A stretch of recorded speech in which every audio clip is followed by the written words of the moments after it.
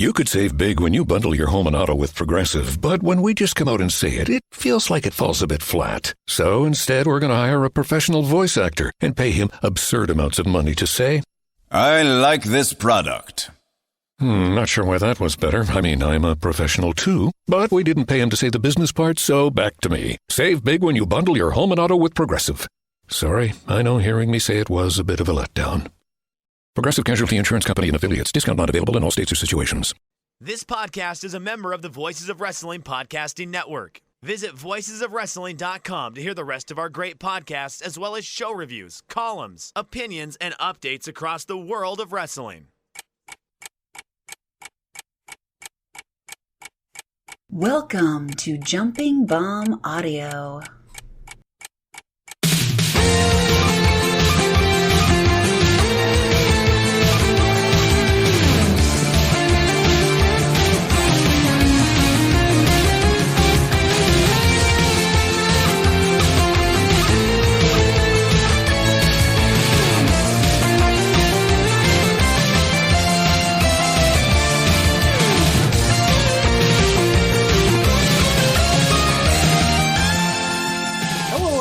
And welcome back to Jumping Bomb Audio, the number one show all about the world of Joshi Pro Wrestling. I am Taylor, and I am joined, as always, by the cosmic rules to my tower and power. It's Kelly. Kelly, welcome on back to the show. Thank you. I am wearing Daisy Dukes and a white button-up shirt. Wow. Guess what's underneath? You're going to have to spray me with water to find out. Dressed seductively for an audio-only podcast. Maybe we should switch to a video format so that people can really get the full show.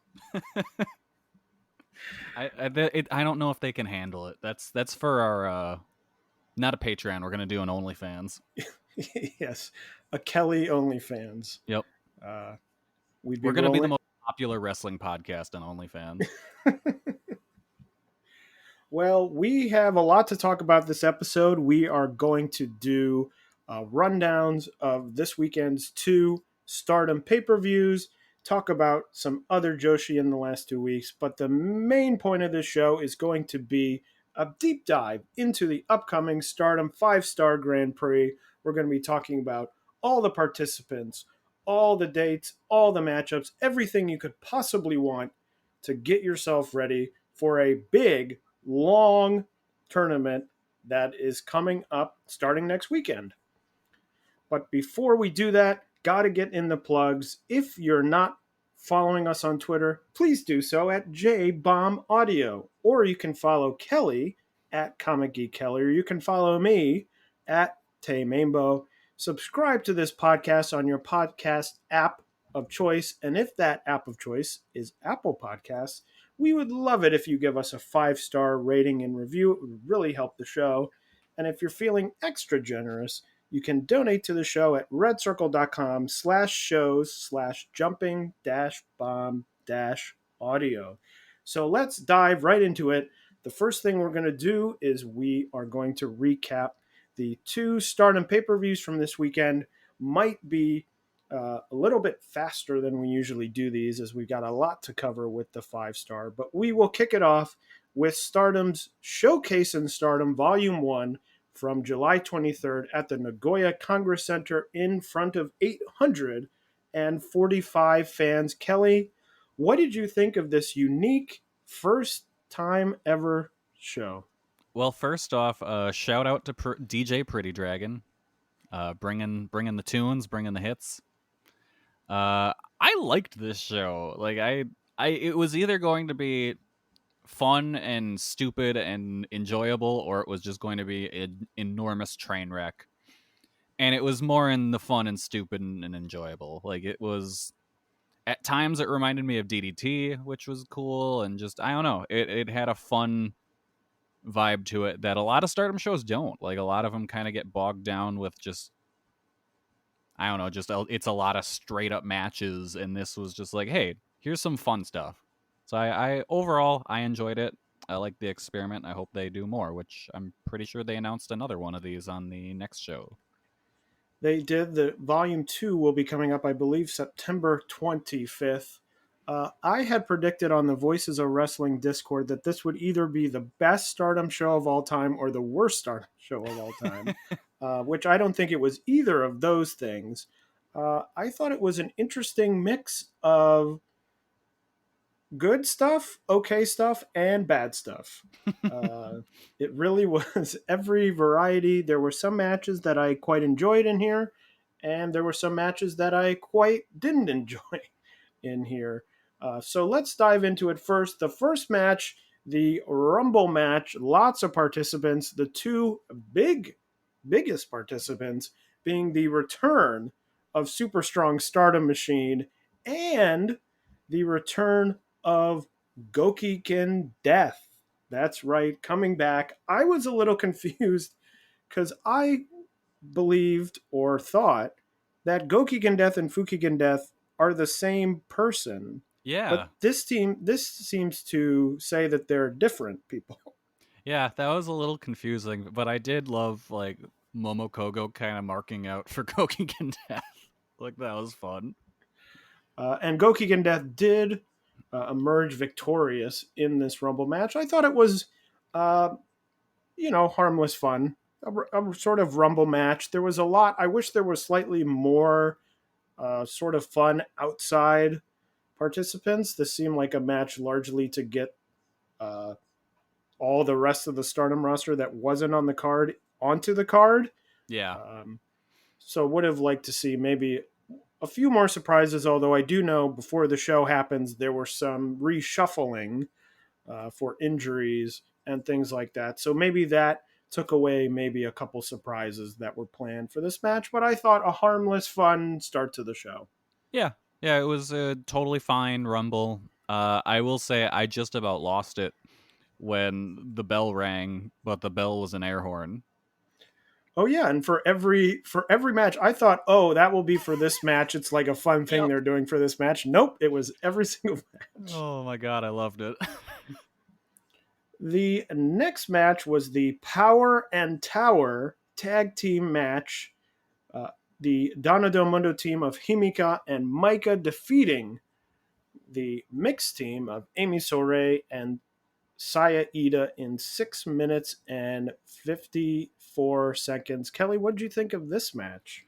I liked it. It was a fun match with meaty ladies bumping meat. Like it was just it was what you wanted it to be.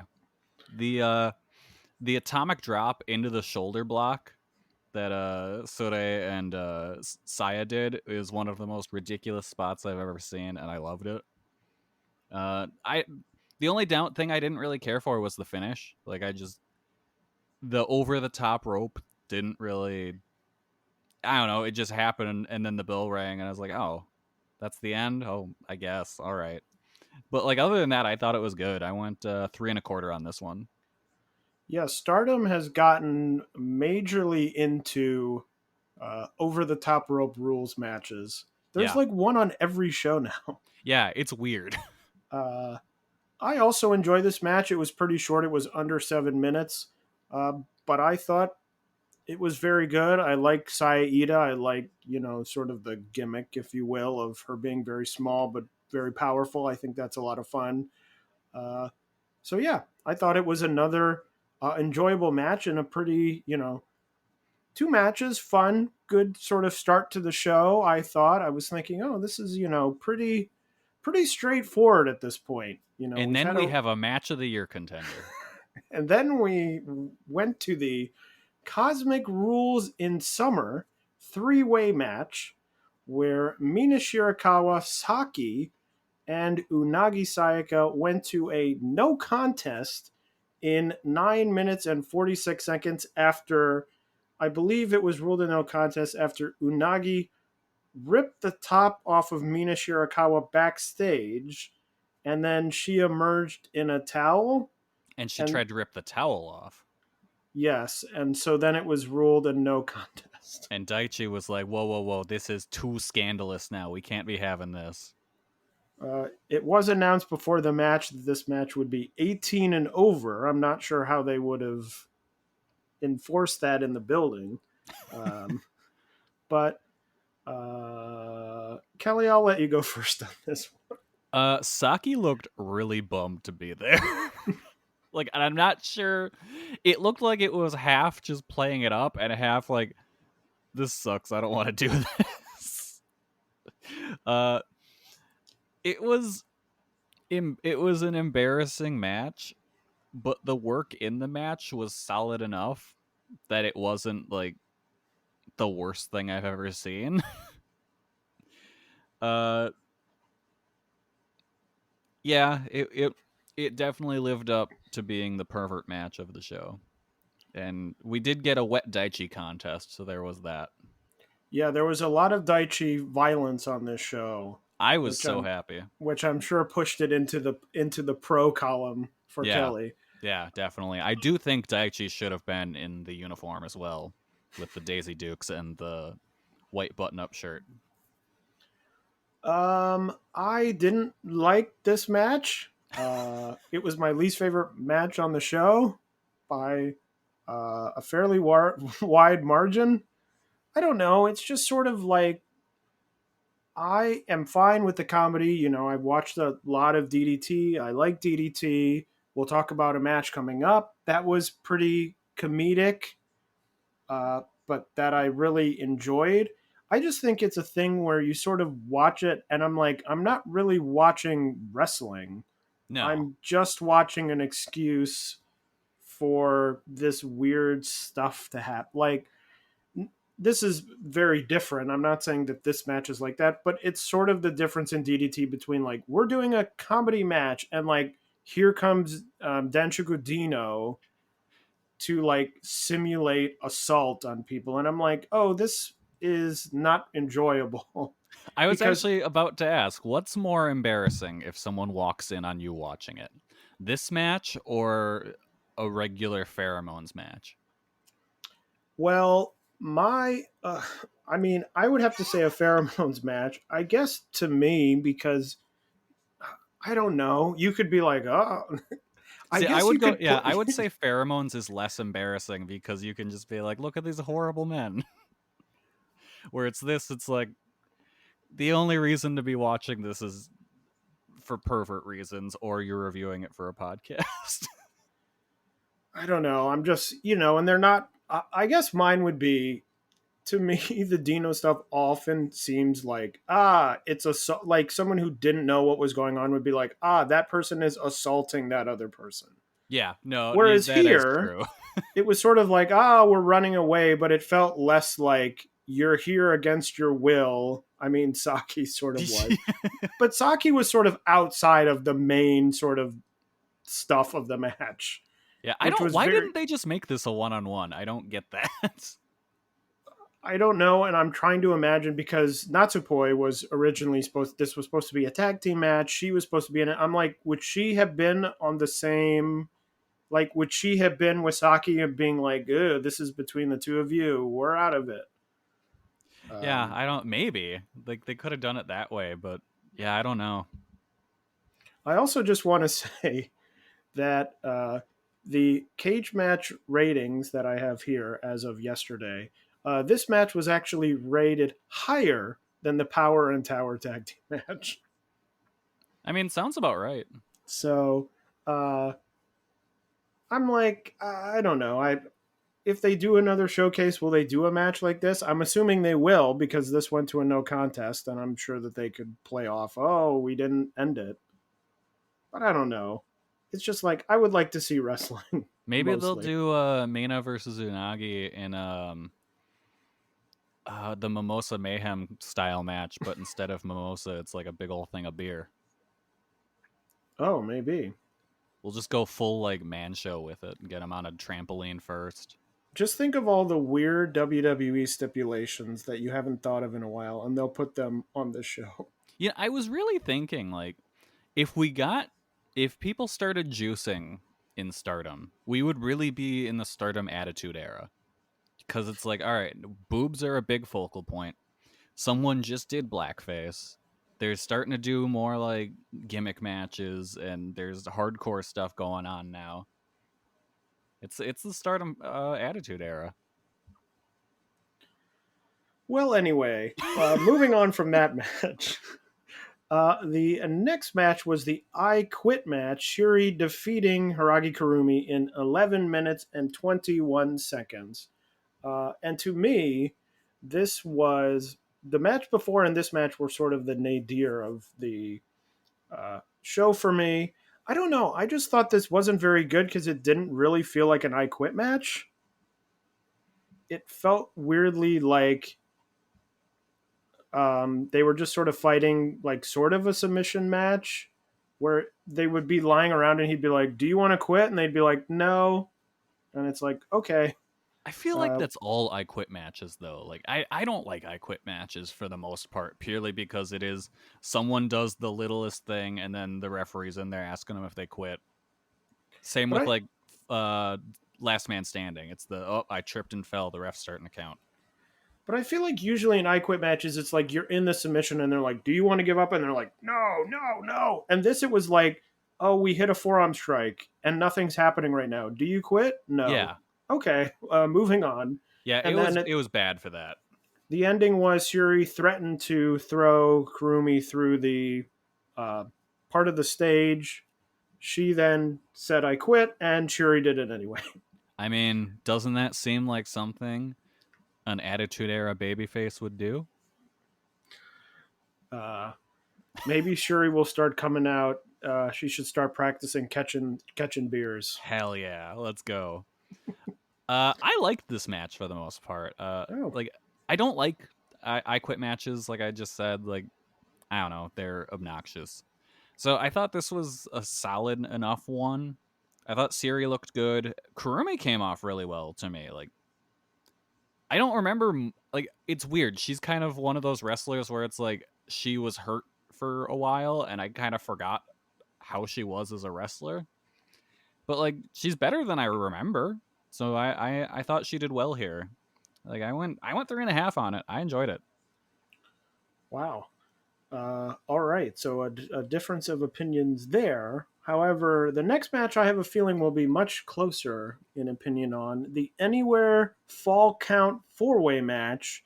Azumi defeating Koguma, Momo Watanabe, and Tam Nakano after she suplexed Koguma through part of the stage, beating her in 15 minutes and 53 seconds. This was my favorite match on the show. I thought it was a lot of fun, but I thought there was some really good work in it as well. Azumi came seemingly not being told that it was a comedy match and did multiple spots, like dangerous spots, like a top rope double stomp at one point, while like Koguma and Tam Nakano were in an inflatable elephant. And she's like, I know what I'll do. I'll do all my cool, dangerous moves in the ring. I thought it was fun. Koguma and Tam Nakano switched outfits at one point, which shout out to the now defunct Stardom costume change Rumble they used to do. Oh yeah, on Golden Week. I thought that was really fun. And even though I knew they had switched gears, I often would look at one and go, "Oh, that's Koguma." And then I was like, no, they switched. They switched. Yep. I would do the same thing. They also had that inflatable slide. Yeah, that thing was awesome. Which I loved when Koguma went to do a big move off the top of it and didn't get enough airtime. Oh, and Mayu lost it. That was so funny. Yeah, was she the one that was laughing very loudly? Yes, she could not contain herself. Like, that was the funniest thing she's ever seen. They went backstage. Momo was eating a bento box, which then several bento boxes ended up in the ring. So overall, I thought it was good. I thought it had good action, but it also was a lot of fun. You know, I hinted about this a couple minutes ago, but this is the sort of match where I'm like, this is funny, but it's funny in a way that I'm not sitting, they still wrestled a lot of it. There were still wrestling moves in it. So I'm not sure that this would be like you got to go out of your way to see this match of a year contender type match. But I thought this was really fun. And as I said, I thought it was almost by far the best thing on the show. Yeah, I really liked this. It definitely felt like the best of DDT's kind of street wrestling stuff, or when they do like the matches where it's just wrestling throughout the whole Tokyo Dome. Like, this was a lot of fun. I liked the use of the big blow up things. Uh, the final spot with the suplex through the wall looked cool as hell. Yeah, just a really fun match. I went 4 stars on it. I really enjoyed this. The semi-main event was a hardcore tag team match. The Prominence duo of Risa Sera and Suzu Suzuki defeated the Donna Del Mundo duo of Julia and Mai Sakurai in 20 minutes and 3 seconds. Kelly, I'm interested to hear what you thought of this match. This was my match of the show. I thought this ruled. I love when a hardcore match ends with the ring full of weapons and other assorted garbage, and they really delivered on that here. I worked really hard and took some crazy looking bumps, like the off the top rope through the fork board looked crazy. Like, that was awesome. Usually I'm pretty hard on Mai, but she held up her end of things here. I thought she did really well. Uh, More of this when you're doing the prominence matches. This is the kind of hardcore tag I want. Like, this was really good. 4.25 stars from me. What do you think? I liked it. I'm starting to feel, though, with these prominent matches, it feels largely like Suzu and Julia having a good match with other people happening to be there in the ring. Yeah. Like, they wrestle and I'm like, wow, this is so good. And other people get involved and I'm like, no, just go back to Suzu and Julia. Like, I just want them to have a singles hardcore match because I think that's probably the best version of this. And when other people are in the ring, I'm like, yeah, this is good, but I'd rather just see Suzu and Julia. I like Julia just insisting on using those tiles whenever she gets the chance to. Oh yeah, those tiles which just are stacked and then hit the top one of. Yeah. Um, but I thought it was good. I think there's probably other Suzu matches that I'm higher on, but I thought this was probably the best of this sort of prominence Donna Del Mundo feud because it was actually a proper hardcore match, which is what Suzu and like Risa are good at. And I feel Yeah. like they've sort of shied away from that. They've been like, we're hardcore, we're doing all this crazy stuff. And it's like, not really, because we've seen a lot crazier. And this was the first sort of proper one. Mm-hmm. So I'm still hoping, I've been hoping for months that they're leading to a Julia Suzu hardcore match, but maybe on volume 2. Yeah, I think we'll get there eventually. And the main event of this show was a coffin 3-way match. The mysterious Grim Reaper, who was revealed as you, Pro Wrestling Eve's very own you, defeated Saya Kamatani and Starlight Kid when she put both of them in the coffin and closed the lid in 13 minutes and 7 seconds.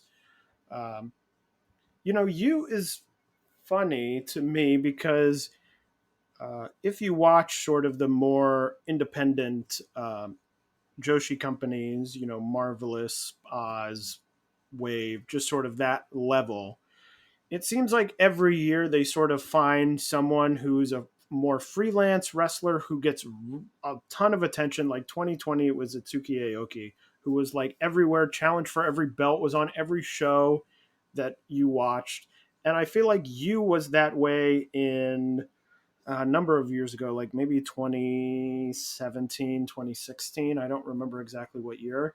But I've always sort of, I don't dislike her, but I always sort of feel like, like shrug shoulders, like, oh, okay, she's, fine. And I sort of felt that way when it was like, the mysterious Grim Reaper is you. And I was sort of like, okay. Okay. And then the match was just sort of fine. And then it ended with your two big upcoming stars getting put in the coffin at the same time by this person who might not even be part of the roster. Yeah, I wonder, do we ever actually see you again after this? Because also after the match, another Grim Reaper appeared. So I'm not really sure. It feels like if another Grim Reaper was going to appear, why didn't one of the Stardom talent win? And then it's like, we've gotten rid of the mysterious Grim Reaper. Oh, here's another one. Oh gosh, we didn't do it, like a horror movie. Like, oh god, there's another one. But instead it's just like, well, she won. She beat our two big stars. Okay.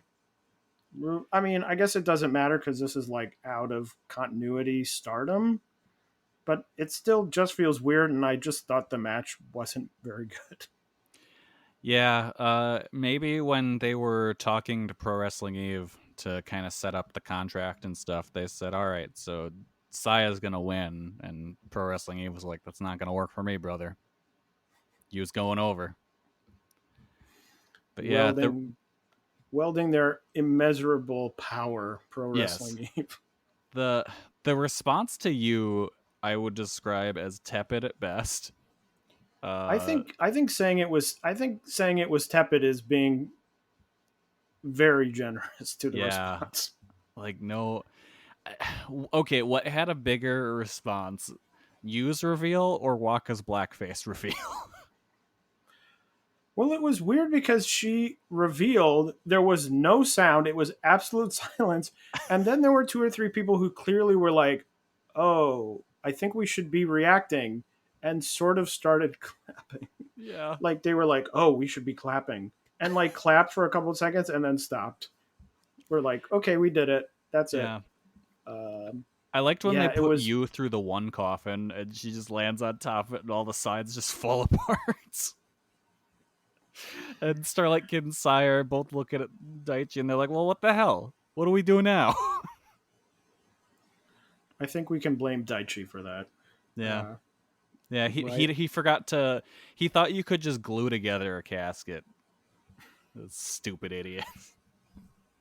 He didn't even use super glue. He just used, like, Elmer's, like the clear blue stuff you'd get in grade school. Yeah, but just sort of a weird end to the show. I was sort of like, oh, this is actually building pretty well with the Falls Count Anywhere match, then the hardcore match, and then it was like, oh, this sort of stinks. Yeah, I would have... I'm trying to think like where it would have been better off in the card, because I think you could have main evented with the Falls Count Anywhere match or the hardcore tag. Either one of those. I would maybe put the coffin before the I Quit match. But we'll see what happens on Volume 2 in September. But next, we are going to talk about Stardom's Midsummer Champions in Nagoya from July 24th, back at the Nagoya Congress Center in front of 1,064 fans. This, to me, this pay-per-view, except for maybe the main event, felt like the least... what's the word I'm looking for? Big? No, I'll say this. It felt like the most inconsequential pay-per-view that Stardom has done in months. Yes, definitely. It largely feels like most of this stuff didn't matter. None of the champions that defended their titles lost. None of the matches were particularly really up in the air. Maybe one or two. And to me, except for maybe the main event, nothing really stood out to me. Yeah, no, it was kind of a weird show. It felt like a house show that they're like, look at all these title matches that are on it. And in the back of your mind, you know, they're going to be good, but none of these titles are going to change hands because it's a house show. It also feels weird that it's like, wow, we just did a ton of wrestling 1 week before our huge tournament that's about to begin. Like, yeah, I'm like, weird. Oh, the 5-star is starting, and it's like, wait, we have to do this show first. And I'm like, okay. Yeah, because if any titles like did change hands, it'd kind of just be, well, who cares? Because now we're going into this other thing for a good long time. But the show kicked off with a tag team match, and unbelievably, Mai Sakurai and Rina Amakura went to a 10-minute time limit draw with the team of Hanan and Saya Ida. That's right. None of these 4 people could be pinned in 10 minutes. No, because Waka wasn't there. Who you gonna Uh, have someone that's not Waka losing the opener? Like what are you, silly? I was so annoyed that this was a time limit draw that I have no other thoughts about this match. Yeah, Rossi, I get where you're coming from. You see an opener and you're like, it's like an equation, and you're like, all right, Waka equals loser, but if she's not in the match, the equation does not work. So you just have to go to a draw, so you don't have to actually get a conclusion. Like, I get it. I understand where you're coming from, Rossi. We're on the same wavelength for once. The next match was a tag team match. The Stars team of Mayu Iwatani and Momo Kogo defeating the Oedo Tai team of Ruaka and the returning or something Fukigen Death. This is the thing that threw me off because I was like, Fukigen Death is back, so they must be different people.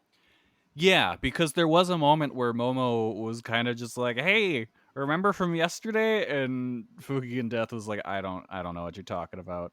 I mean, obviously that's not what they said, but that was the vibe I got from their interaction. So the canon, if anyone knows what the canon of the Death family is, I guess that's what they are now. If there's multiple of them, Yeah.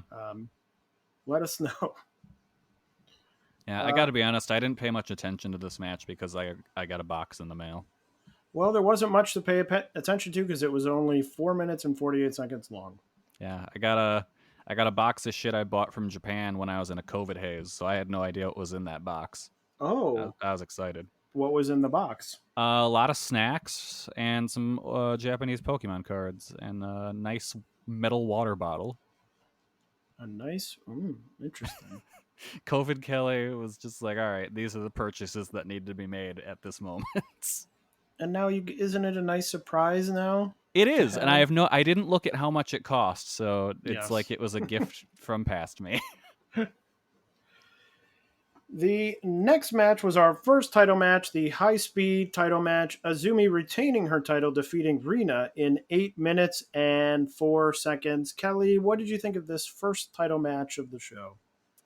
I thought this was kind of disappointing. Like, I don't know, the first 5 minutes or so just didn't click for me, and it picked up from after that, but I don't think it sniffed the quality of Azumi's other title matches. Like, I think I just went like 2.5, 2 3/4 stars on it. It was all right. It didn't really feel to me much like a high-speed title match. It just felt sort of like Azumi and Rina having just sort of a match. Yeah. Wasn't very long, only 8 minutes and 4 seconds. So I was just sort of at the end like, I think my expectations for these high-speed title matches are pretty high because Azumi has had a number of really good ones. And this one just felt very sort of like, oh, I got to go out there. I got to defend my title. Okay, I went out. I defended it. I beat you. Okay.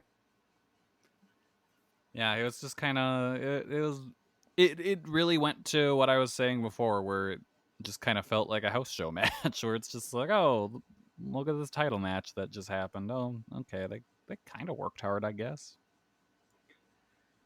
The next match was a Captain's Fall 3-way 9-person tag team match. The Prominence team of Hiragi Kurumi, Risa Sera, and Suzu Suzuki defeating the Cosmic Angels team of Mina Shirakawa, Unagi Sayaka, and Hikari Shimizu, and the Queen's Quest team of Hina, Lady C, and Miyu Amasaki. I said it last episode.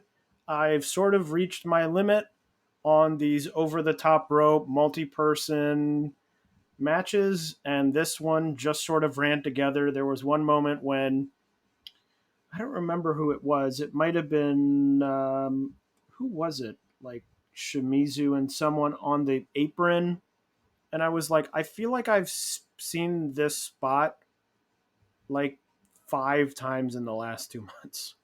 Yeah, like and with the spot in particular you're talking about, I kept thinking, like, why doesn't Kurumi just grab Shirakawa and just jump off the apron and take her down with her? Because, like, if you're eliminated, who gives a shit? Your team still wins. Yeah, it just seems like they've been like, haha, we've solved the way to get everyone on the card. We do these multi-person over the top rope matches, but then they end up just sort of all being the same thing and sort of not really mattering Yeah. all that much. There was the one at Korakuen that sort of determined was sort of a number one contender for the artist title, but I'm just sort of like, I see these in every one of these pay-per-view shows in the middle of the card, and I'm like, okay, I've seen enough. Like, in a way, it's like, okay, I'm happy that the 5 star is happening because there's going to be a lot of singles matches and we'll sort of get away from this. Although the first night of the 5 star has a gauntlet match on it. So, but that's a little different because they're not going over the top rope or any of that stuff. Yeah, that's true. Yeah, I thought this match picked up a lot after the Queen's Quest team was eliminated. I mean, nothing against that team, but I just thought the match kind of kicked into gear after that and was pretty decent from then on. I liked in the post match when Unagi was trying to pick a fight with Risa Sera, and Risa's response was kind of just like, "You don't want this. Just back up. You don't want any of this." The next match was another title match, the Artist of Stardom titles. The champion team, Momo Watanabe, Saki Kashima, and Starlight Kid, defeating the Down to Dome Mundo team of Julia, Himika, and Maika in 12 minutes and 56 seconds after Saki Kashima pinned Julia. I liked this match. I thought it was fun. I have really liked this Oedo Tai artist team because I really like sort of having two big hitters with Momo and Starlight Kid, and then having Saki who just sits in the ring and is like flash pin, where you're like, oh, she could get it. I don't know. So I think they have sort of a fun energy, and I think that they're well put together in that it doesn't just feel like three wrestlers from a unit, but it feels sort of strategic in the way that the team has been set up. So I thought this was a solid, fun match. Yeah, I really like this Wado Tai trio. They're a lot of fun, and they're kind of perfect as a trio. Like it's so much fun, and Saki's great in her role as just like, all right, guys, if you just get me to roll this person up, we'll win. Just get me out of the way from getting hit too much, and we got this. Yeah, the match kept a pretty consistent, fast pace throughout the whole thing. So I really enjoyed this. I went 3.5 on it. The next match, another title match, the Goddesses of Stardom title match. The champions FWC, Hazuki, and Koguma successfully defending their titles against the God's Eye team of Amy Soiree and Mirai in 18 minutes and 54 seconds. My hot take of the match, and people are going to think this is a hot take, is in Stardom, I have liked Amy Soiree more than I've liked Mirai. Hey, me too. I thought that she was very good in this match. I thought the God's Eye team was good. Not that I thought Mirai was bad, but I thought that they were a solid team. But I have been impressed by Amy Soiree, and I thought that this was another solid match. I wasn't blown away by it really, but sort of enjoyed it and was like, yeah, I think Hazuki and Koguma continue to be a fun duo that feel a little bit different than the rest of Stardom. Certainly, the rest of the title holders in the way that they wrestle. So I thought another solid match. Yeah, this was a good first challenge for Mirai and Amy. Like, I'm glad they didn't win though, because I don't think they're there yet, and I really enjoy the Hazuki and Koguma team. So like, I think maybe down the road, if Hazuki and Koguma hold these belts for a good long while, you could see the God's Eye team being the one to dethrone them eventually. But I just don't think we're there yet. But that being said, I liked this match a lot. I liked kind of how it was the speed team having to outwit the power team and eventually pick up the win that way. It was a good match. Another 3.5 stars for me. The semi-main event was for the Wonder of Stardom title, the champion Saya Kamatani defeating the challenger Saki in 13 minutes and 22 seconds with the Phoenix Splash. Kelly, what did you think of this match?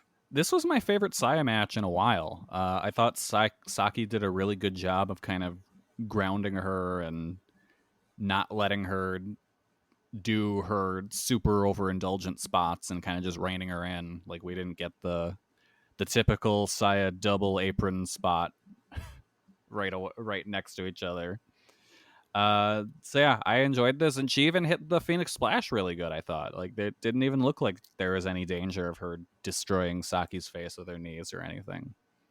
Another 3.5-star match. Wow, we are just not on the same wavelength with Saya Kamatani. I thought that this was just fine. Not that I thought it was bad. I guess saying we're on a different wavelength sounds like I gave it like 1 star. But I just thought, I didn't think Saki was winning in a million years. I thought she had no chance, which really hurt the match. And I just thought it was sort of like, I'm just sort of watching the Saya Kamatani move set happen. Oh, we're going to the outside. We're doing this stuff on the outside. Okay. All right. Whatever. So I just thought, I mean, I'd probably give it like 3 stars. Probably. I just didn't really. It just sort of felt like an embodiment of the show where it's like, things are happening, but I'm not really invested in any of this. I know what the outcome's going to be. Oh, okay. Yeah, pretty much. And then the main event, the World of Stardom title match, Shuri the champion defeating Tom Nakano in 22 minutes and 18 seconds. This was probably my favorite match on the show. I thought Tom did very well. It wasn't a blow-away match for me, but I really enjoyed it. I know that there was some thought that maybe Tom could win the match. You know, she certainly had been heated up with all the stuff with Natsupoi, but not to be. I know they do have a rematch in the 5-star coming up. So I thought that this to me felt like the only match that I was like, there's a reason that this match is happening beyond sort of like we need content to fill up show. I was like, oh, Tom is hot. She's been, doing all this stuff, winning. She's been the focus of this big storyline, and now she's taking the step up to Shuri and, doing a big challenge as opposed to, a lot of the other sort of challenges felt like, well, we need a challenger. The challenger is you. Not you, the wrestler, but, just a random person. The mysterious Grim Reaper? The mysterious Grim Reaper. So yeah, I thought that this was a good match. I liked Tom's dive off the set. That was a lot of fun. That was cool. Yeah, a good, as I said, I think the best match of the show and a solid end to the pay-per-view. Yeah, this was definitely my favorite match of the show by far. It was a really hard-fought match, some brutal-looking kicks that were really cool. It's weird, because, like, I do feel it felt like Tom had a shot at winning, but at the same time, I kind of went in just knowing she wasn't going to win because it just would have been a really weird place to do a title change. It's like because immediately it would just get overshadowed by the 5-star. So it didn't feel like the right place to me, and it turned out I was right with Siri picking up the win. But yeah, really good match. I went 4.25 stars. So that is Stardom's Midsummer Champions in Nagoya. Forgot the name of the show. So what else has been happening over the last 2 weeks? Joshi SEAdLINNG had a show on July 13th. Oz had a show on July 18th where Chihiro Hashimoto and you, yes, that you, the mysterious Grim Reaper, defeated Kakeru Sakaguchi and Kaori Yoneyama in the first round of their tag team title #1 contender tournament that will end at their next Korakuen show. The other big news of the last 2 weeks is the first few rounds of the Tokyo Princess Cup. They had 4 shows, the 16th, the 17th, the 18th, and the 23rd. On the 16th, Pam Harajuku defeating Moka Miyamoto, Yuki Arai defeating Mahiro Kiryu, Shoko Nakajima defeating Haruna Neko, and Miyu Yamashita defeating Hyper Masao. On the 17th, Miyu Watanabe defeated Arisu Endo, Yuka Sakazaki defeated Kaya Toribami, Nao Kakuta defeated Yuki Aeno, and Rika Tatsumi defeated Yuki Kamafuku. Then in the second round, on the 18th and the 23rd, Miyu Yamashita defeated Raku. Hikari Noa defeated Yuki Arai. Shoko Nakajima won by forfeit over Mizuki after Mizuki came down with a fever. And Suzume defeated Pam Harajuku. Kelly, I know you watch these shows. Did any of these matches stick out to you as ones to watch?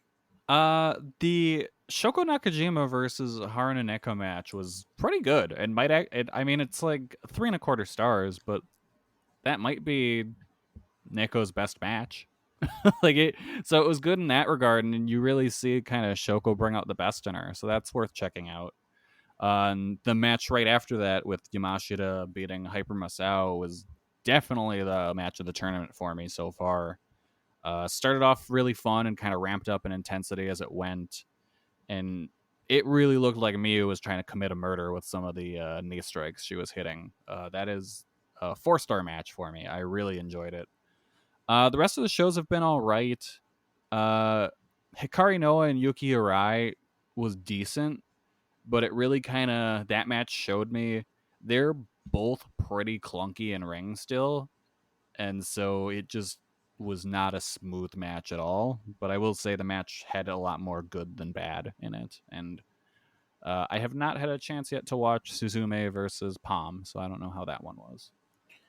I did enjoy. I was happy to see Nao Kakuta advance. That was sort of the match where either one could go. A lot of these were sort of a favorite and an underdog, and it was mostly the favorite advancing. But I was happy to see Nao Kakuta advance. Yuki Aeno is pretty strongly, sort of booked in terms of sort of the mid-carder level. She's had some title opportunities. But I think Kakuta has gotten a lot better, has improved, has looked good. So I'm happy to see her get a chance to go to the second round. Interesting to see Mizuki out by forfeit. She was, probably one of the betting favorites to go pretty far.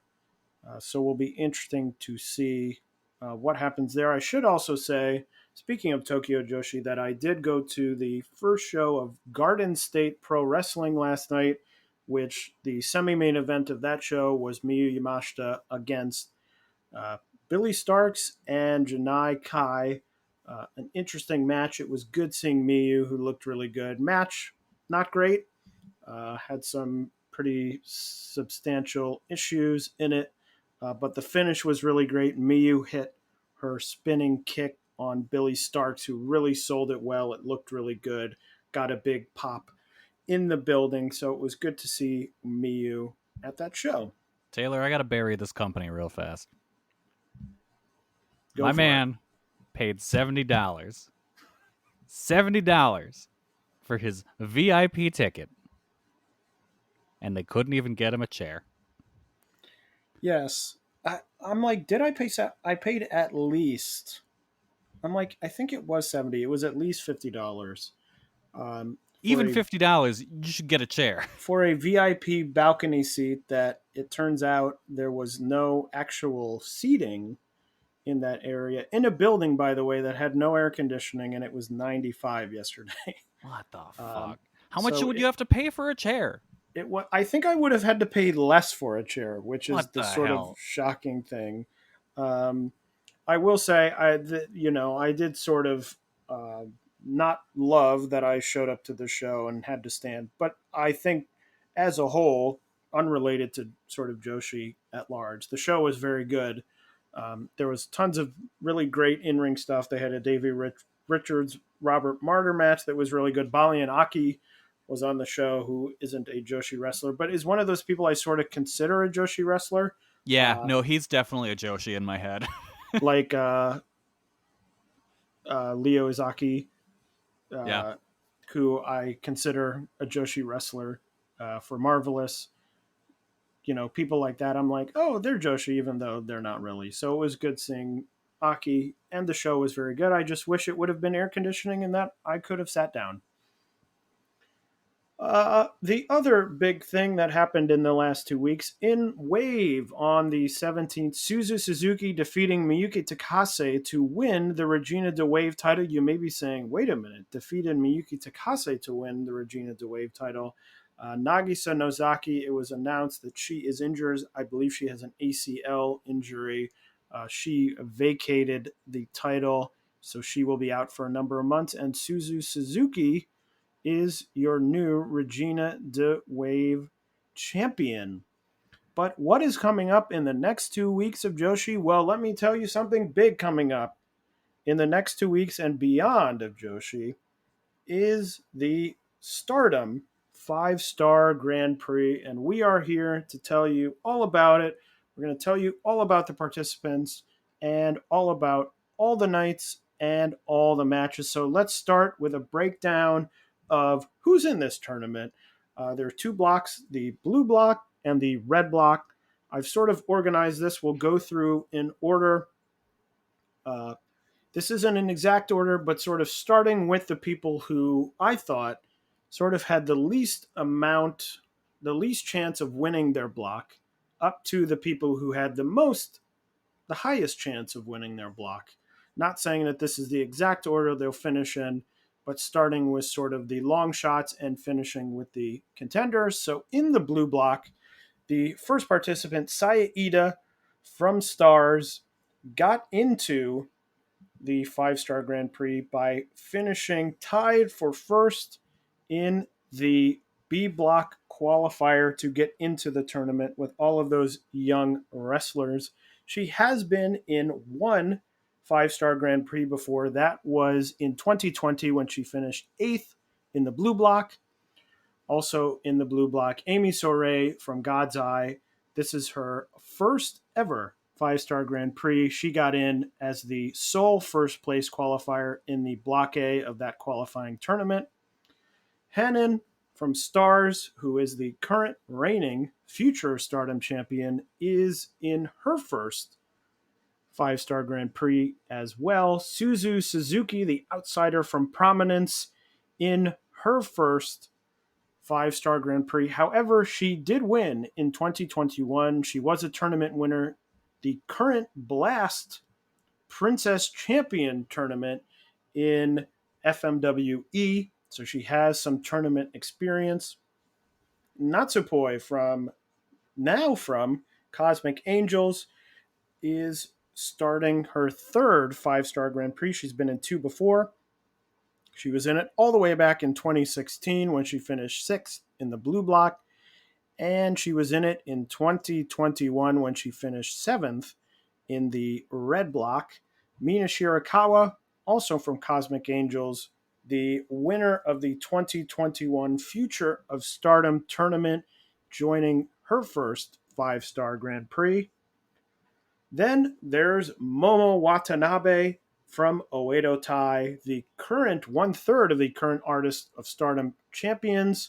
She has won the 2018 Cinderella tournament and both the 2018 and 2020 Goddesses of Stardom Tag League. She has been in 5-Star Grand Prix, one of the most experienced wrestlers in the entire field. In 2016, she finished 3rd in the red block. 2018, she was tied for 3rd in the blue block. 2019, she tied for 1st in the red block, didn't advance to the finals. That was the year Hana Kimura advanced. In 2020, she again tied for 3rd in the blue block. And in 2021, she was number 1, 1st in the red block, but lost in the finals to Suri. That was just last year. Mirai from God's Eye is also in the blue block. She, you might remember, was the winner of the 2022 Cinderella tournament. This will be her first 5-Star Grand Prix. Hazuki from Stars, who is one half of the current Goddesses of Stardom champions, and also the winner of the 2021 Goddesses of Stardom Tag League with her current partner, Koguma, is starting her fourth 5-star Grand Prix. The 3 previous, she finished 5th in the blue block in 2017. She finished tied for first in the blue block in 2018, but did not advance. Mayu Iwatani advanced that year. And in 2019, finished tied for fourth in the red block. And now we are up to what I would consider the sort of top contenders of the block. Starlight Kid from Oedo Tai, 1/3 of the current Artist of Stardom champions, and the winner of the 2018 Future of Stardom title tournament. And she has been in 2 previous 5-star Grand Prix. In 2020, was 8th in the red block, and then in 2021 took a big jump. She tied for second again in the red block.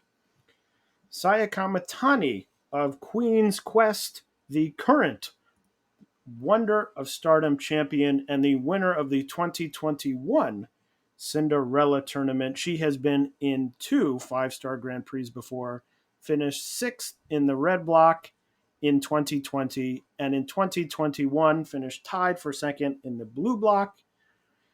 Next is the most experienced 5-star Grand Prix wrestler in the entire field. That would be Mayu Iwatani of Stars. She's got a long list of accomplishments. She's the current SWA World Champion. She won the 2015 Cinderella Champions Fiesta. She won the 2015 Goddesses of Stardom Tag League. And she won the 2016 Cinderella Tournament.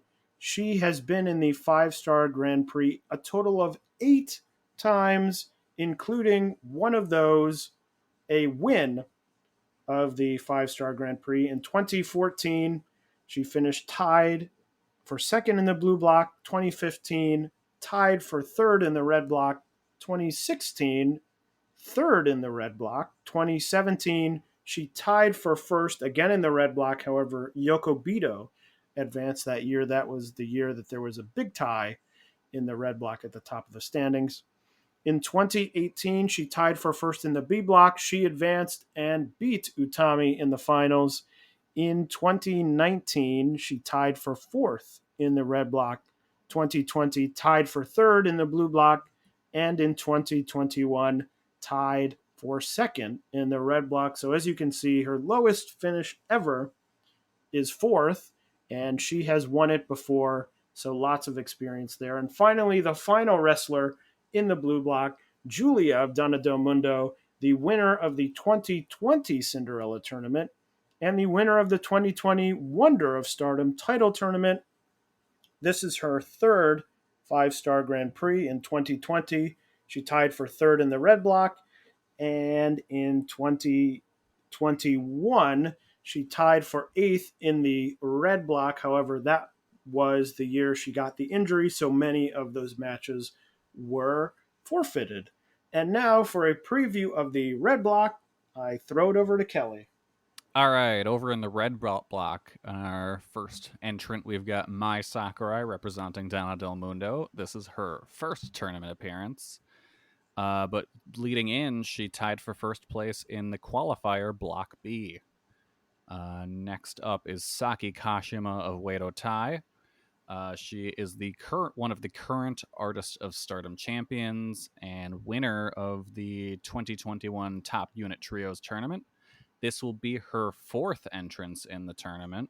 Hasn't won yet, but she came in 2012, tied for 8th in the one block tournament that year. 2018, tied for 7th in the blue block.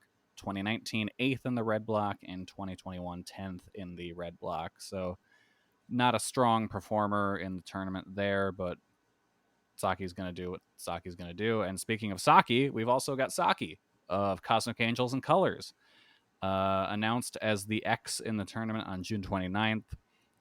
Winner of the 2021 Choco Pro One of a Kind Tag League, So this is her first appearance in the 5-star. So we'll see how that goes for her. Also making their first appearance is Thekla of Donna Del Mundo. She really doesn't have much in terms of tournament experience, so we'll see how that goes for her. Then Prominence brings us Risa Serra, who is making her debut in the 5-star, but she has won the 2016 Ice Infinity title tournament. Now Stars brings us Koguma. This is her second tournament. She is one of the current Goddesses of Stardom champion and the winner of the 2021 Goddesses of Stardom Tag League. She has... I just lost my space on the thing. Oh no, I can't see where I went. I've made my thing too small. There we go. All right. 2014, sixth place, which was last in the blue block, and in 2021, she tied for second in the red block. So that's a big jump in terms of performance between the two tournaments. Next up is Unagi Sayaka of Cosmic Angels. She has been in one 5-star prior to this. That was 2021, where she tied for 7th place in the blue block. Next is Tom Nakano, also of Cosmic Angels. The winner of the 2018 Dream Come True tournament. There we go, nailed it. And the winner of the 2019 Goddesses of Stardom Tag League. This will be her 5th appearance in the 5-star Grand Prix. 2017, she tied for 7th in the blue block. 2018, she also tied for 7th in the red block. 2019, she tied for 1st in the red block. Hana Kimura advanced between the two of them. 2020, she tied for 3rd in the red block. And in 2021, she tied for 4th in the blue block. So we'll see how that goes for her. She's coming off of a title loss, so you'll think she might want to have a strong performance here to hopefully get another title shot. Siri, speaking of title shots, we got Siri up next, the World of Stardom champion, winner of the 2012 WNC Women's Title Tournament. She has been in 2 5-star Grand Prix prior, won one of them, the first winner in this block. In 2020, she finished 2nd in the blue block, and in 2021 she won overall, beating Momo Watanabe in the finals. So Siri is definitely one to watch in the tournament, I think. Micah of Donna Del Mundo, this is going to be her 3rd entry in the tournament. In 2020, she tied for 3rd place in the blue block, and in 2021, she tied for 7th in the blue block. Then also from Donna Del Mundo is going to be Himika, who is also making her 3rd appearance. In 2020, she was in 1st in the red block and lost in the finals to Tommy. And then in 2021, she tied for 5th place in the red block. And bringing us to Queen's Quest brings us Azumi, the current high-speed champion, winner of the 2020 Goddesses of Stardom Tag League. She has been in 3 tournaments prior to this. In 2019, she tied for 4th in the red block. 2020, she was in 6th in the blue block, and in 2021, she was in 9th in the blue block.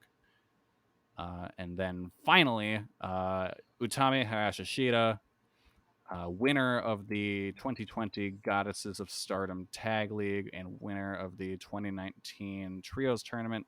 She is also a former winner of the 5-star Grand Prix. This will be her 5th entrance into the tournament. 2018, 1st in the red block, but lost to Mayu in the finals. 2019, tied for 7th in the blue block. 2020, 1st in the blue block, and then she went on to beat Himika in the finals. And then in 2021, she tied for 3rd in the blue block. So that is all of the competitors in the red block. Progressive Snapshot can save you money based on how you drive and how much you drive. So the safer you drive, the more money you could save. Now, if you didn't hear that because you were looking at your phone while driving, let me say it again. Seriously, put down your phone. That is so unsafe. If you didn't do stuff like use your phone while driving, you could save money with Progressive Snapshot. But saving or not, just put it down. And if you did hear it the first time because you weren't looking at your phone, nice work. You'd love Snapshot from Progressive because it rewards safe drivers. Progressive Casualty Insurance Company and Affiliates. Snapshot not available in California and North Carolina or from all agents.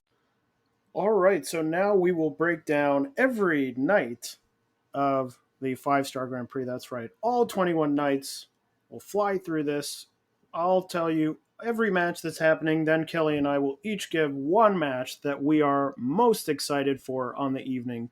So the 5-Star Grand Prix is going to kick off on July 30th at Oda Ward General Gymnasium. And there are already 2 non-tournament matches announced, a gauntlet tag match between a bunch of teams, and also a big match, Nanae Takahashi and Kairi taking on Saya Kamatani and Lady C. But the 5-Star Grand Prix matches for that show are Shuri versus Azumi, Maika versus Risa Sera, Utami versus Himika, Unagi Sayaka versus Saki, Tekla versus Mai Sakurai, Julia versus Hazuki, Mayu Iwatani versus Mirai, Amy Sourei versus Saya Ida, and Starlight Kid versus Suzu Suzuki. Kelly, I'll throw it to you first. What is your most anticipated match of this show?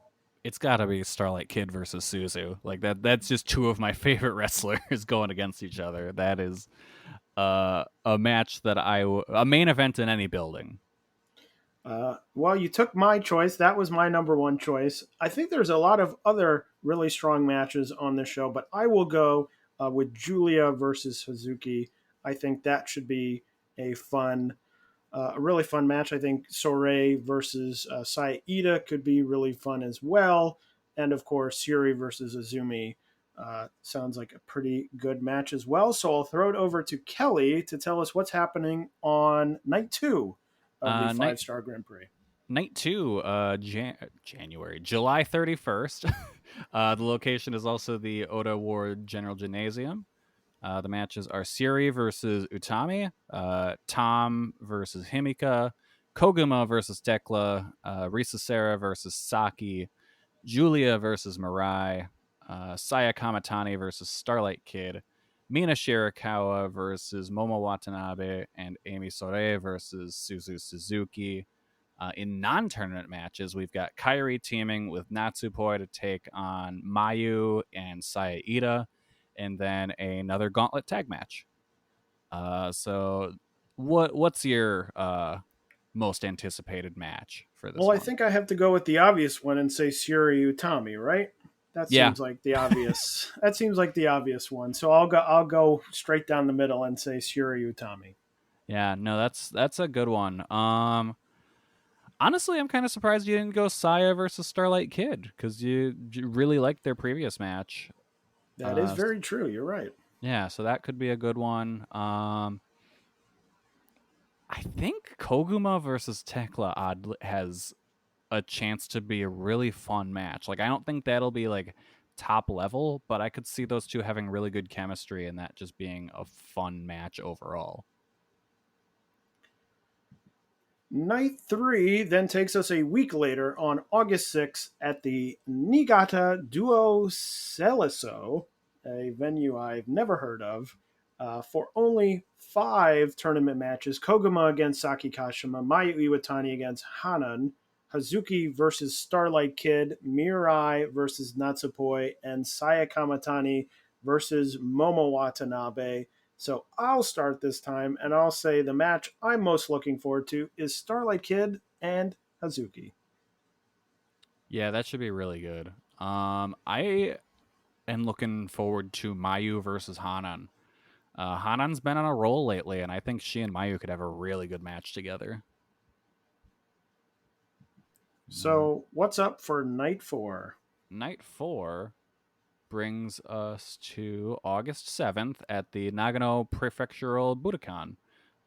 Those matches are Utami versus Unagi, Koguma versus Himika, Azumi versus Mai Sakurai, Saya Kamatani versus Hanan, Natsupoi versus Amy Sore, and Mina Shirakawa versus Saya Ida. I think my most anticipated match for this night is probably Utami versus Unagi. I think that's a cool matchup and a really good opportunity for Unagi to show how great she keeps getting. We didn't really, I forgot to mention it earlier in the show, but she had that match on the Big Gunbare show against lady whose name is escaping me completely. Crap. There goes my point. But it was very good. It was a great match, but I cannot remember the name of her opponent right now. But yeah, so Well, while you're thinking of the name of the thank opponent, you. I will say that Yuna Manase. There it is. there you go. Boom, did it. Uh, Very I good will match, worth checking out. I will say I'll go with the other Cosmic Angels competitor, and I'll go off of the beaten path a little and say I'm looking forward to Mina Shirakawa and Saya Ida. I think they have similar energy Yeah, about themselves, so I I think can see that will be a really fun match. Night 5 is on August 11th, our first show of many at Korakuen Hall. It's all tournament matches. Syuri versus Unagi Sayaka, Utami versus Risa Sera, Tom Nakino versus Azumi, Mai Sakurai versus Saki Kashima, Koguma versus Saki, Himika versus Tekla, Starlight Kid versus Momo Watanabe, Hazuki versus Natsupoi, Mirai versus Suzu Suzuki, Mayu Iwatani against Saya Ida, and Amy Sore going up against Hanan. Kelly, you got a lot of matches to choose from on this show, but which is your favorite? I think I've got to go Tommy versus Risa Sera. Like that's an awesome matchup. And I mean, and you've got the strong red versus blue in that, so I hope they put them in the appropriate corners. I will go with unit members exploding Starlight Kid going up against Momo Watanabe. I think that one will be a lot of fun. That's one that I want to be excited for, but I'm afraid there'll be too much Wado Tai bullshit, and it could just possibly end with one of them laying down and having the other pin the other, or they like get themselves counted out on purpose to show how smart they are or something. You may be right about that, but And also, well, Tom versus Azumi, that should be great too. Like, man, this is a solid card. there's a lot of matches to choose from. As I said, there aren't any tournament matches announced, and I can't imagine them adding any matches to this show. No.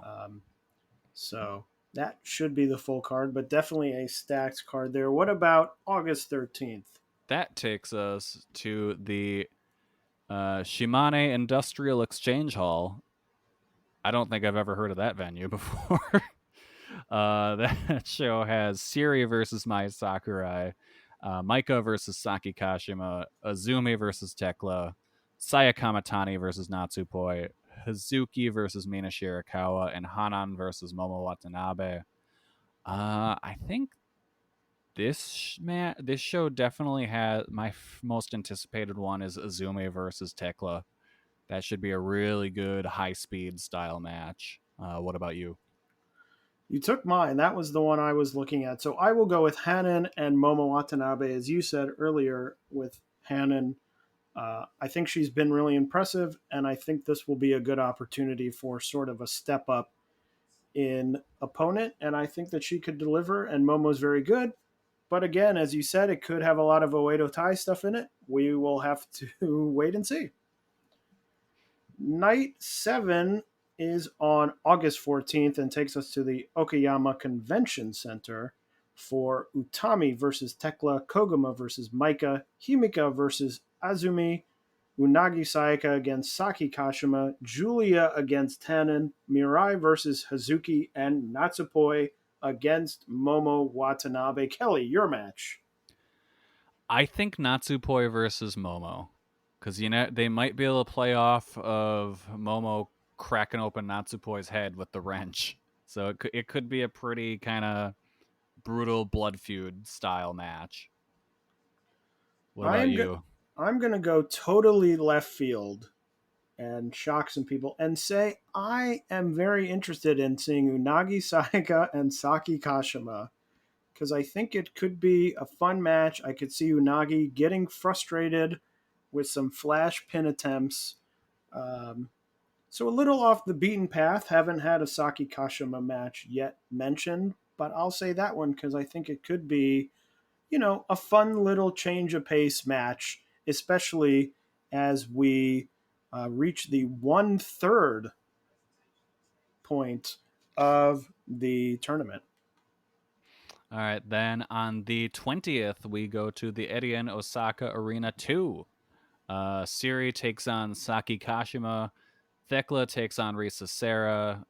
Koguma versus Mai Sakurai. Maika versus Saki. Hazuki versus Suzu Suzuki. Starlight Kid versus Hanan. Julia versus Saya Ida. And Amy Sore versus Momo Watanabe. This is kind of a stacked show. I think I have to go with Tekla versus Risa Sera just for their ice ribbon ties, and I think that could be a really cool match there. But I mean, I'm sure you're going to say my second place pick with your next one. So what about you? Well, is your second place Hazuki versus Suzu Suzuki? Buddy, it sure is. There you go. 1-2. I think that could be a really fun blend of styles. A more sort of veteran, very sort of strange to say Hazuki a veteran, but veteran against younger wrestler. And I feel like they could mesh well together and produce a really fun match. So night 9 takes us all the way to a week later on August 27th, back at Korakuen Hall. Utami versus Maika, Tom Nakano against Koguma, Himika versus Risa Sera, Azumi versus Saki, Unagi Sayaka against Mai Sakurai, Julia versus Starlight Kid, Suzu Suzuki versus Natsupoi, Mayu Iwatani against Mina Shirakawa, Mirai versus Amy Sore, and Hazuki versus Hanan. I will say my most anticipated match is Julia and Starlight Kid. Hell yeah, that should be awesome. I've got to go with either Natsupoi versus Suzu or Hazuki versus Hanan. I think those both have a chance to be really, really good. And really, another sleeper, Mayu versus Mina Shirakawa. I think that could be really good too, especially if they kind of lean into Mina as more of the power wrestler in this match and just toss around Mayu. After that, the next day, we go to the Shizuoka Hamamatsu event hall. Siri takes on Koguma. Tom Nakano versus Mai Sakurai. Himika versus Saki Kashima. Maika versus Azumi. Mayu Iwatani versus Amy Sore. Julia versus Natsupoi. Saya Kamatani versus Hazuki. Mirai versus Hanan. And Saya Ida versus Momo Watanabe. I think my most anticipated for this show is probably going to be Maika versus Azumi. I think that could be a fun matchup there. What about you? What is mine? I'm looking. I am going to say. This is a tough. I'm going to say Siri versus Koguma.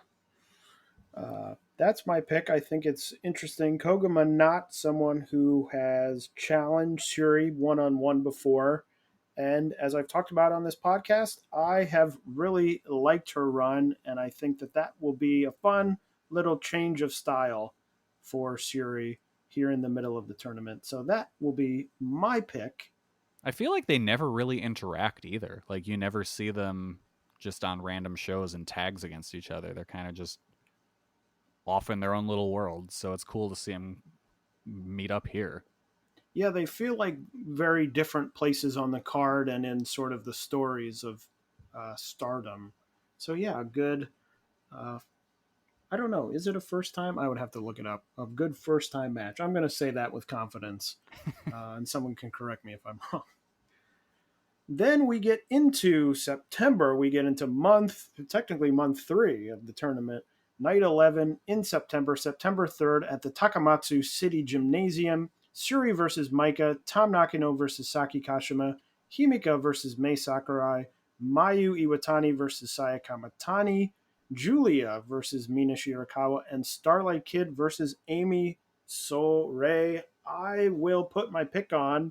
Haven't picked an Amy Sourei match. I talked her up earlier, so I will say Amy Sourei and Starlight Kid. Yeah, that's probably gonna be good.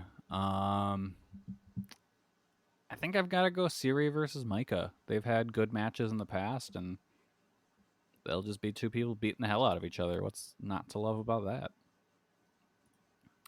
The next day takes us to the Hiroshima Prefectural Hall. Siri will face Himika. Tam Nakano will face Micah. Tekla will face Saki Kashima. Mayu Iwatani versus Natsupoi. Saya Kamatani versus Saya Ida. The Sayas explode. Battle of the Sayas. Hazuki versus Amy Sourei. And Mirai versus Momo Watanabe. I think out of this show, I'd probably be most excited for Mayu versus Natsupoi.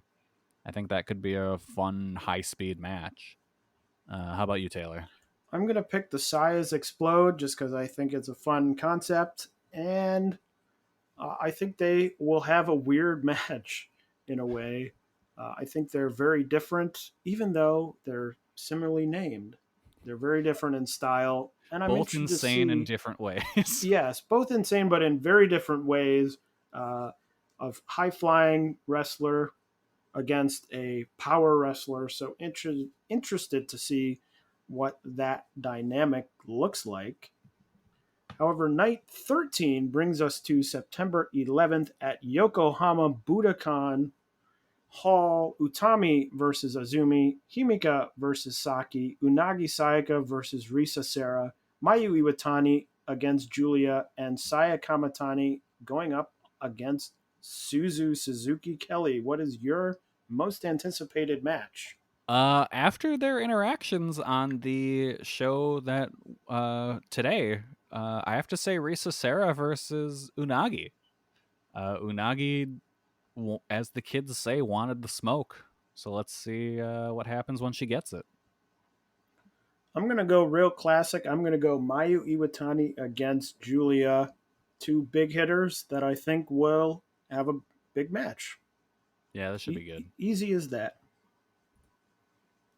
Then on night 14, on September 12th, we go to Kurikan Hall. Utami Hayashishita faces Mai Sakurai. Siri versus Tekla. Tam Nakano versus Unagi. Azumi versus Risa Sera. Saki Kashima versus Saki. The Sakis explode this time. Mayu Iwatani versus Suzu Suzuki. Hazuki versus Saya Ida. Natsupoi versus Hanan, and Mina Shirakawa versus Amy Sourei. There's a lot of good on this show. I think I gotta go with Azumi versus Risa Sera.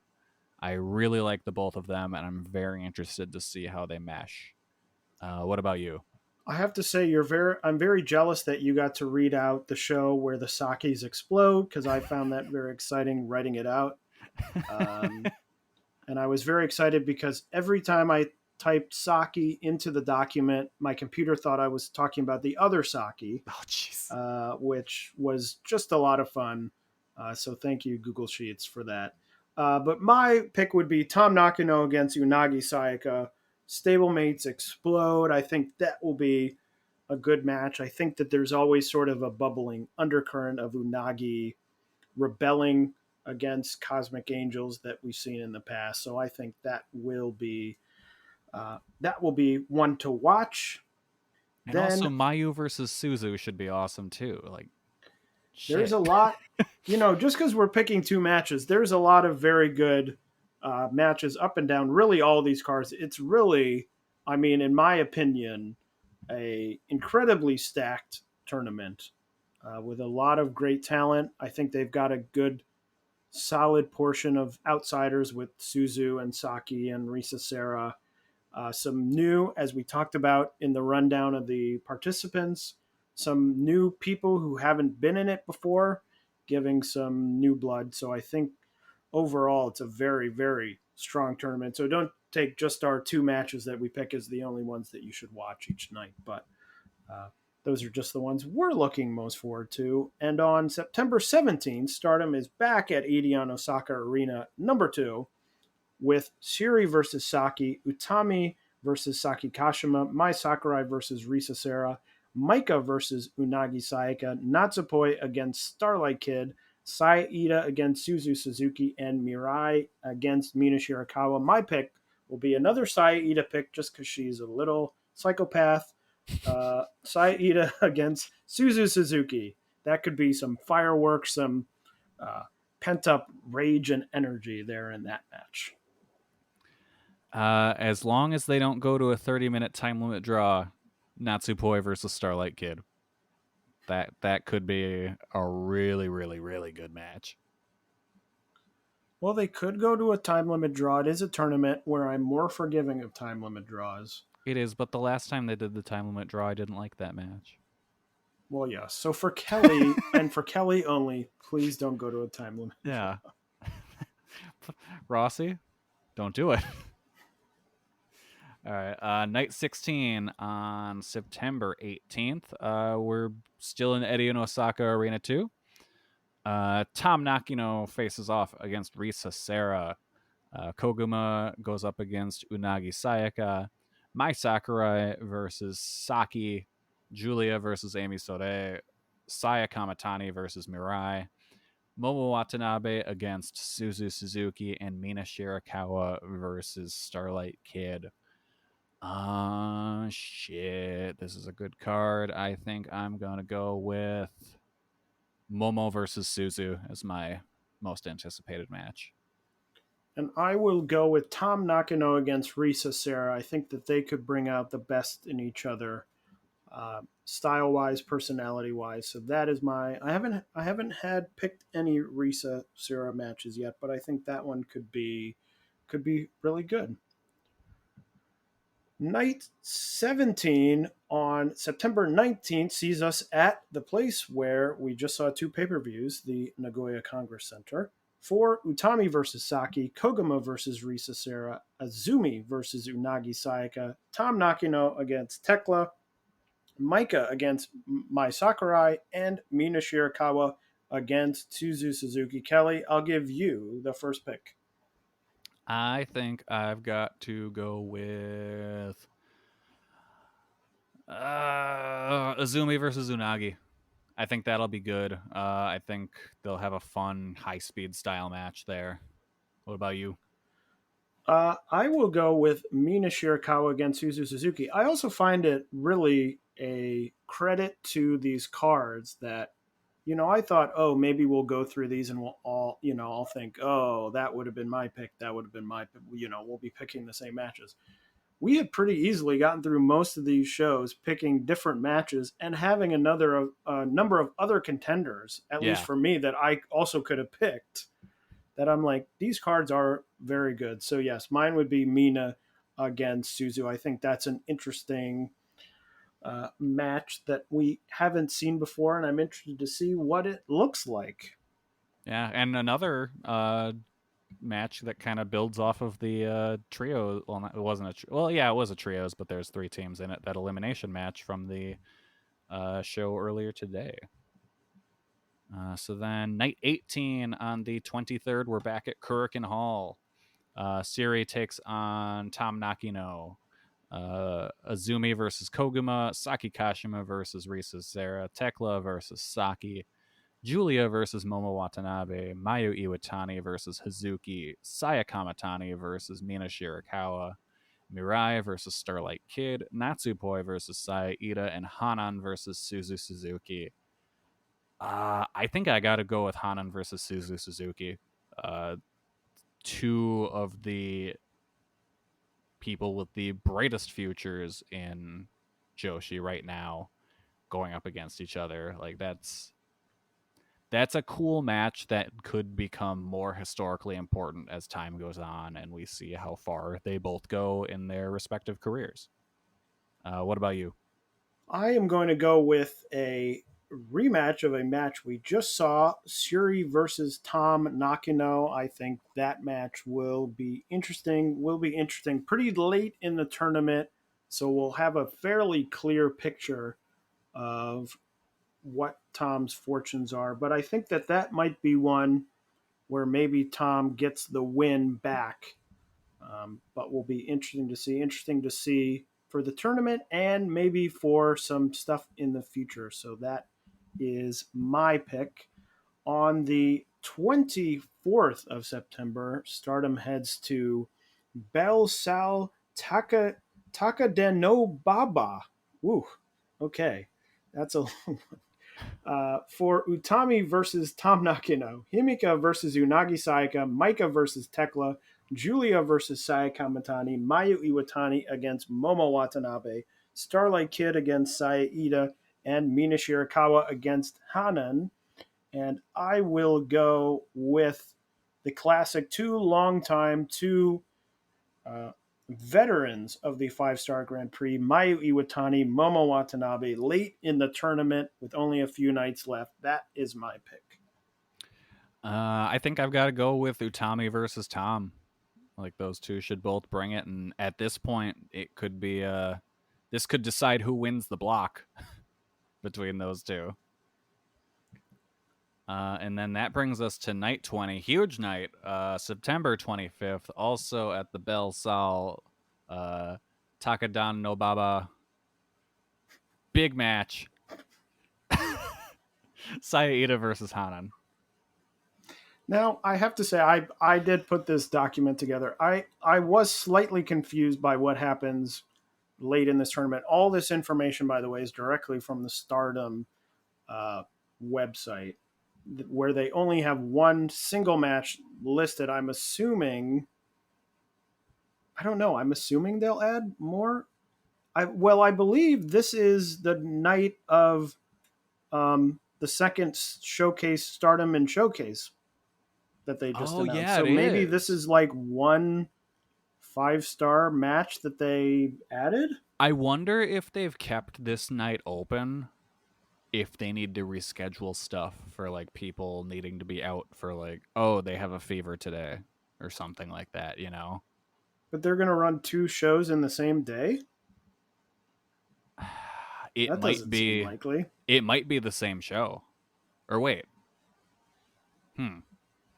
That's true. Well, anyway, there's only one match announced, so unfortunately, our most anticipated match is Saya Ida versus Hanan. Also our least anticipated match. Yes.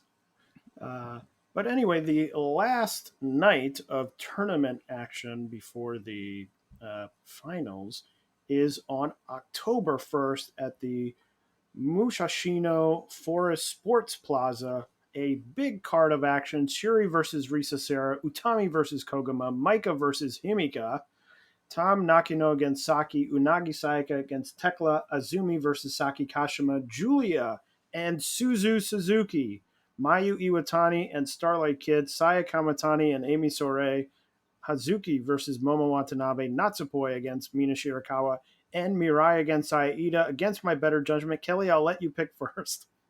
Julia versus Suzuki. I said it first. I win. How dare you?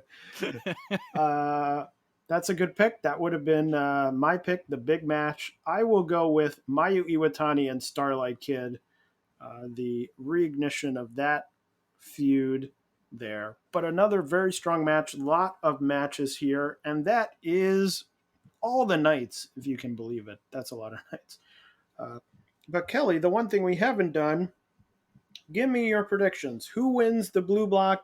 Who wins the red block? And who wins the whole enchilada? Okay. Let's go looking at the blue block.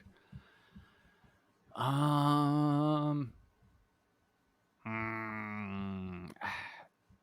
feel like Julia's got a really good shot, I think. Right? Like, I mean, she hasn't really been doing a ton outside of the Prominence feud. So this would be a good time to just heat her up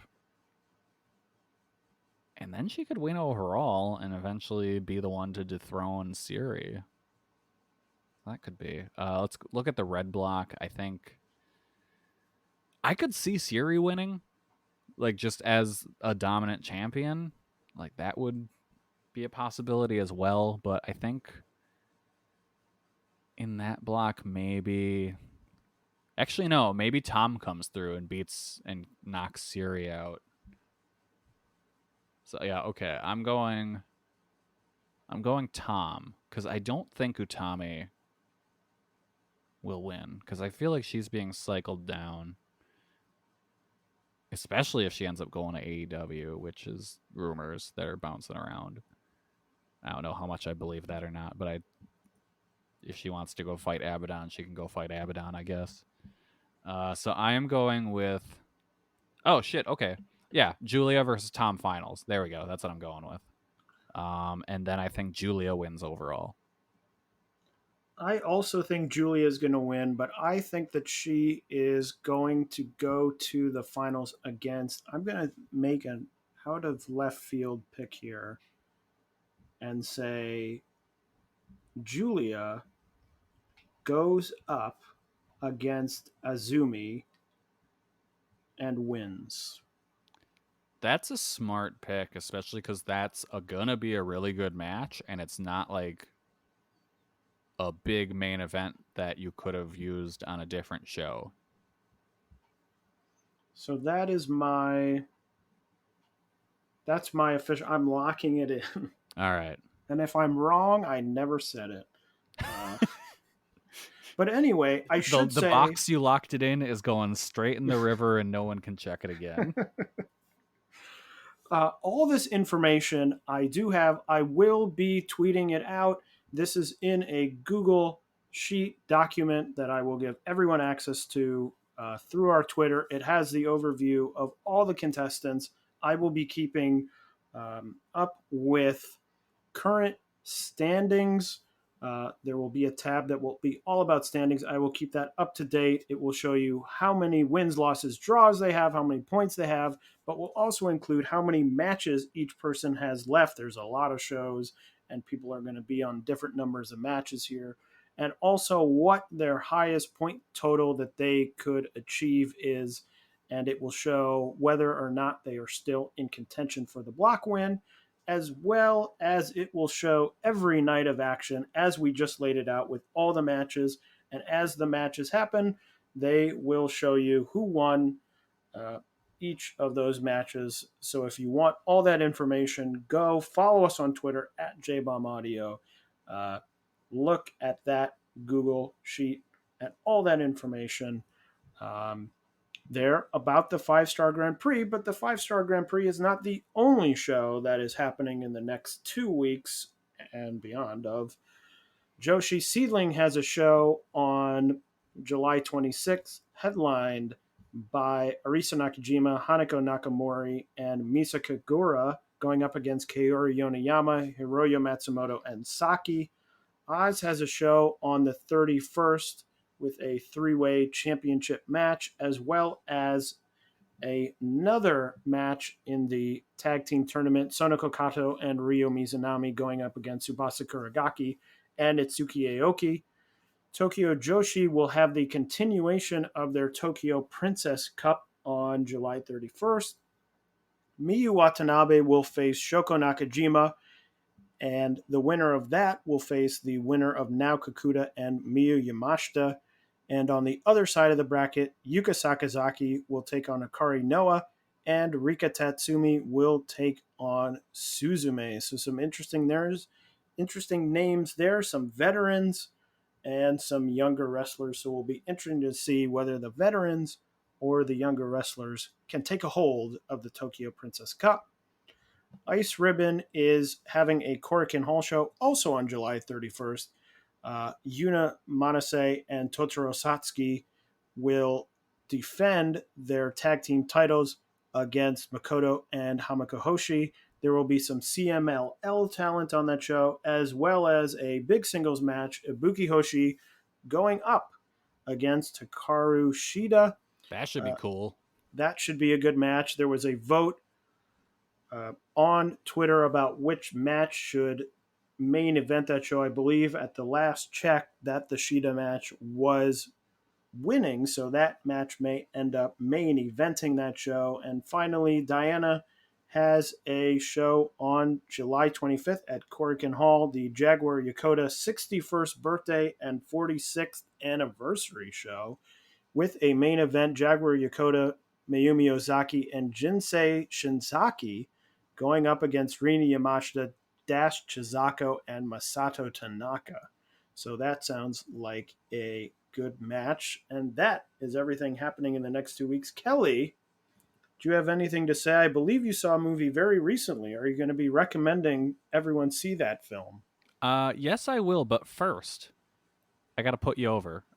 This 5-star Grand Prix doc is awesome. Taylor did all of the work on this. I didn't do anything, so all of the praise needs to go to him. This thing is awesome. You guys are definitely going to want to take advantage of it and all of the information in it over the course of the tournament. So definitely keep an eye on the Twitter for that. But the movie recommendation I have is Nope. Jordan Peele's new movie. I saw it the other day when it was released, and it is awesome. Try and know as little about the movie as you can going in. The trailers are vague enough that I think you'll be okay, but don't